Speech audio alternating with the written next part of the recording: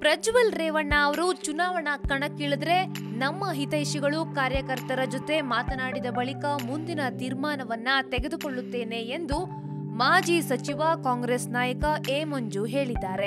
A Manju BJP ಸೇರಲಿದ್ದಾರೆ ಎಂಬ ಸುದ್ದಿ ಹಬ್ಬಿದೆ. ಈಗಾಗಲೇ ಅವರು ಬಿಜೆಪಿ ನಾಯಕರನ್ನ ಭೇಟಿ ಮಾಡಿ ಈ ಕುರಿತು ಮಾತುಕತೆ ನಡೆಸಿದ್ದಾರೆ. ಹಾಸನ ಕ್ಷೇತ್ರದಿಂದ ಅವರು ಬಿಜೆಪಿ ಅಭ್ಯರ್ಥಿಯಾಗಿ ಲೋಕಸಭಾ ಚುನಾವಣೆಗೆ ಸ್ಪರ್ಧಿಸಲಿದ್ದಾರೆ ಎಂಬ ಸುದ್ದಿ ಹಬ್ಬಿದೆ. ಕಾಂಗ್ರೆಸ್ ಜೆಡಿಎಸ್ ಮೈತ್ರಿಯಂತೆ ಹಾಸನ ಕ್ಷೇತ್ರವನ್ನ ಕಾಂಗ್ರೆಸ್ ಜೆಡಿಎಸ್ಗೆ ಬಿಟ್ಟುಕೊಟ್ಟಿದೆ.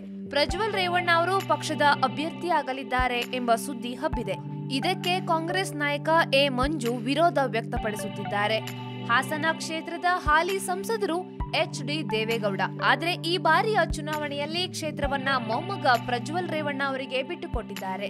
ಆದರೆ ಎ ಮಂಜು ಅವರು ಪ್ರಜ್ವಲ್ ರೇವಣ್ಣ ಸ್ಪರ್ಧೆಗೆ ವಿರೋಧ ವ್ಯಕ್ತಪಡಿಸುತ್ತಿದ್ದಾರೆ. ನನಗೆ ಎಚ್.ಡಿ. ದೇವೇಗೌಡ್ರೆ ಸ್ಪರ್ಧೆ ಮಾಡಬೇಕು ಎಂಬ ಆಸೆ ಇದೆ, ಹಾಗಾಗಿ ಅವರೇ ಅಭ್ಯರ್ಥಿಯಾಗಬೇಕು ಎಂದು ಹೇಳಿದ್ದೇನೆ. ರಾಜಕಾರಣ ಎಂದಿಗೂ ನಿಂತ ನೀರಲ್ಲ, ಬೇರೆಯವರು ಅಭ್ಯರ್ಥಿಯಾದ್ರೆ ಮುಂದೆ ಆಲೋಚನೆ ಮಾಡೋಣ ಎಂದು ಎ ಮಂಜು ಹೇಳಿದ್ದಾರೆ. ಬಿಜೆಪಿ ನಾಯಕರ ಜೊತೆ ಈಗಾಗಲೇ ಮಾತನಾಡಿದ್ದೇನೆ. ದೋಸ್ತಿ ಅಭ್ಯರ್ಥಿಯಾಗಿ ದೇವೇಗೌಡರು ನಿಲ್ಲಲಿ ಎಂದು ಮನವಿ ಮಾಡಿದ್ದೇನೆ. ಒಂದು ವೇಳೆ ಪ್ರಜ್ವಲ್ ರೇವಣ್ಣ ಕಣಕ್ಕಿಳಿದ್ರೆ ನನ್ನ ಕಾರ್ಯಕರ್ತರ ಜೊತೆ ಚರ್ಚೆ ನಡೆಸಿ ಮುಂದಿನ ನಿರ್ಧಾರ ಕೈಗೊಳ್ಳುತ್ತೇನೆ ಎಂದು ಎ ಮಂಜು ತಿಳಿಸಿದ್ದಾರೆ. ನಮ್ಮ ಹಿತೈಷಿಗಳು ಕಾರ್ಯಕರ್ತರ ಜೊತೆ ಮಾತನಾಡಿ ನಾನು ಮುಂದಿನ ನಡೆ ಬಗ್ಗೆ ತೀರ್ಮಾನವನ್ನ ಕೈಗೊಳ್ಳುತ್ತೇನೆ. ನಮ್ಮ ಕಾರ್ಯಕರ್ತರು ಹೇಳಿದ್ರೆ ಅದು ಪಕ್ಕಾ ಇರುತ್ತದೆ. ಅವರ ಸಲಹೆಯಂತೆಯೇ ಮುಂದುವರಿಯುವೆ ಎಂದು ಎ ಮಂಜು ಹೇಳಿದ್ದಾರೆ. ಜೆಡಿಎಸ್ ಭದ್ರಕೋಟೆ ಹಾಸನದಲ್ಲಿ ಬಿಜೆಪಿ ಸಂಘಟನೆಯ ಕೊರತೆಯನ್ನ ಎದುರಿಸುತ್ತಿದೆ. ಎ ಮಂಜು ಅವರನ್ನ ಕರೆದುಕೊಂಡು ಬಂದ್ರೆ ಬಿಜೆಪಿಗೆ ಶಕ್ತಿ ಸಿಗಲಿದೆ.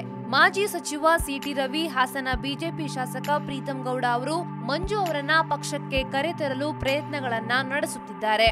ಶನಿವಾರ ಎ ಮಂಜು ಅವರು ಮಾಜಿ ಸಚಿವ ವಿ ಶ್ರೀನಿವಾಸ್ ಪ್ರಸಾದ್ ಅವರನ್ನ ಭೇಟಿ ಮಾಡಿ ಮಾತುಕತೆ ನಡೆಸಿದ್ದಾರೆ. ಮಂಜು ಅವರು ಹಿಂದೆ ಬಿಜೆಪಿಯಲ್ಲಿದ್ರು.